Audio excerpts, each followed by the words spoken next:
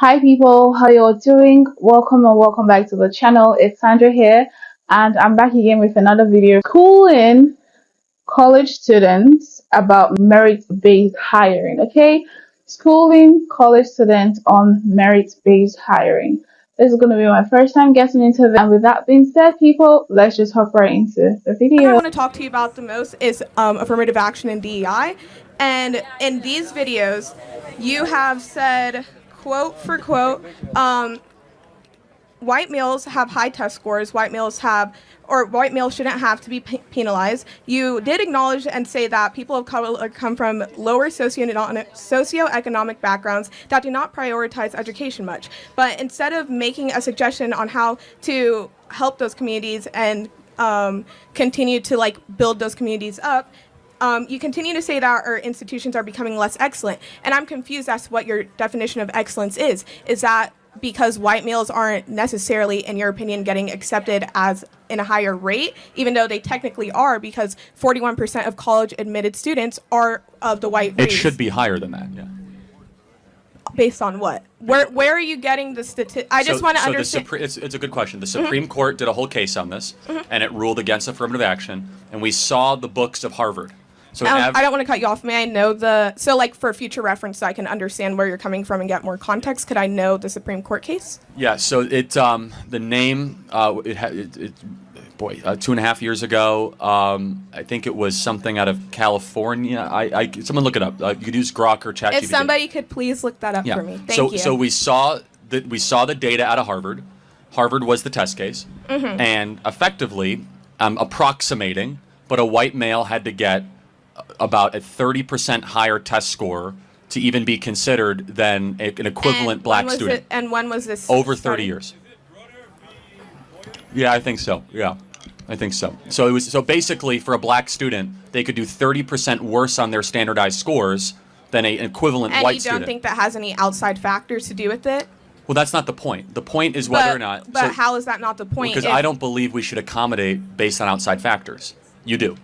Well, I do, because I believe in progression. And I feel like you have stated in multiple of your videos, which I do have a quote. No, fair enough. I'm just making sure we understand we disagree. For sure. I don't think we should change the rules of the game to accommodate. What were the rules of the game? Well, the rules of the game are that you should be treated fairly and equally, right? For sure. That's an American principle. And I agree with that completely. Got it. So, therefore, a white male should not be treated differently than a black male.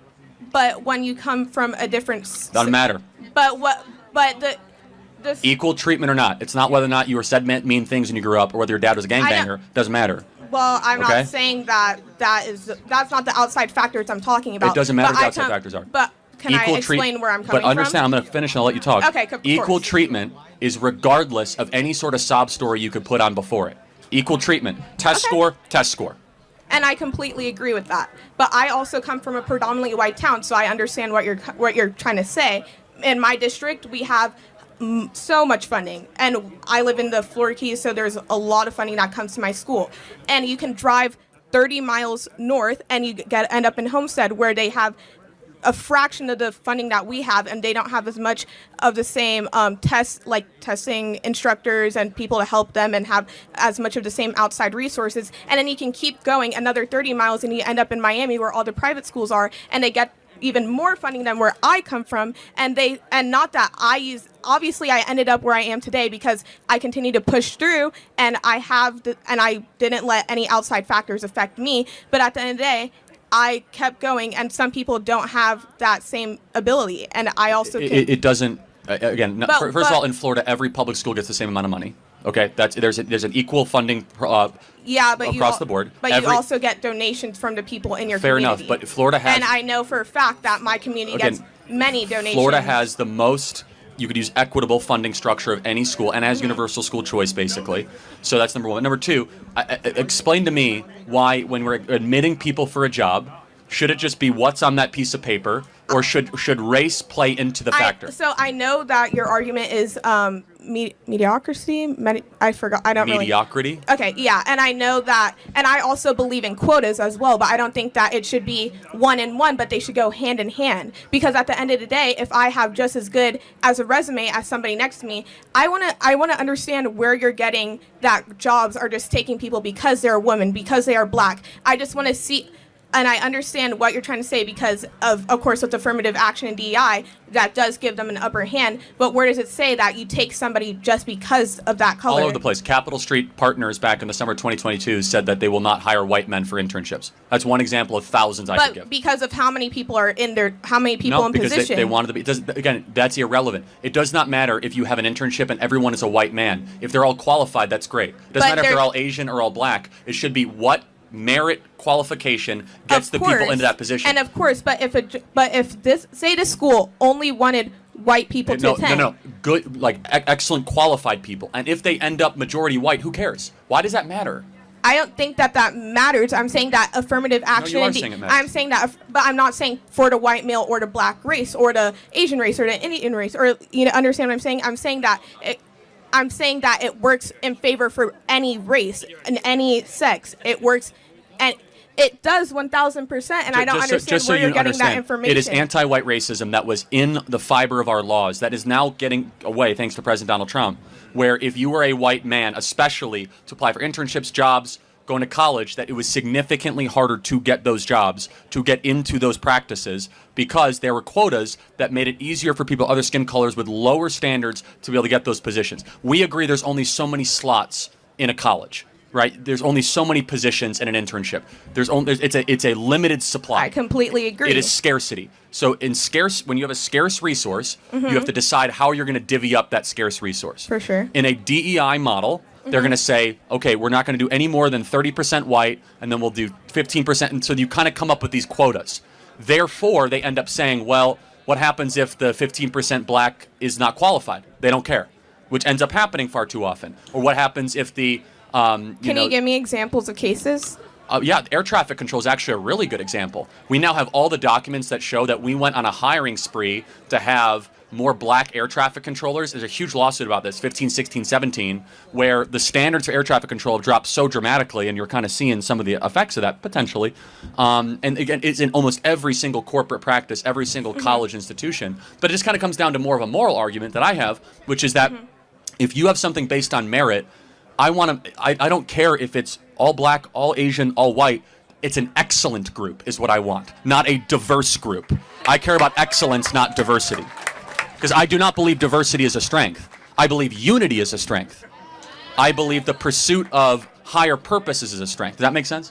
Yeah, I do understand where you're coming from. I feel like I do agree with some of the things that you did just say, and I may have to do some more research on the things that you said before, but I guess we can agree to disagree for the time being. Thank you for your time. Appreciate it. Thank you very much. Okay, so that was a very confused student. Like, I actually just, at a point, I felt like giving her a hug or just really helping her out. And she actually just reminded me of one of these college students we got into the other time who was speaking on how she's not safe on campus because she's black. And at the same time, she got in because she was just a bunch of like very confusing things, right? Now, this was actually very confusing in my opinion, but I don't know why. I don't know how she is differentiating merit-based opportunities and race-based opportunities, and I don't know how she can be against one and try to be for one, because it doesn't go hand in hand. Why should there even be any justification for inequality?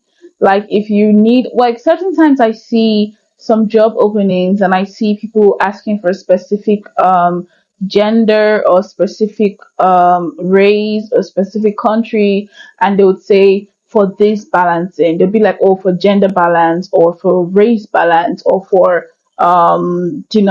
just, it doesn't make a whole lot of sense to me, because like, why do you need to, like, why are you interested in that? Like, why are you seeing that? Like, the world is diversified and the world is really accepting, okay? The fact that you just so happen to stumble on 5 white guys who can deliver what you need doesn't make you racist, okay? In my opinion, I mean, it could be racist, I don't know, but in my opinion, I wouldn't think that you're racist because you just happen to stumble upon 5 white guys who can deliver what you need. And in a case where it's reversed and you find, 7 black girls or 7 black ladies who can deliver what you need, doesn't make you racist, okay? And I think that I feel like as I get more into these videos, I'm realizing something, that it's seeming like some blacks actually think that white people are the only ones who could be racist. Or is there another name for racism?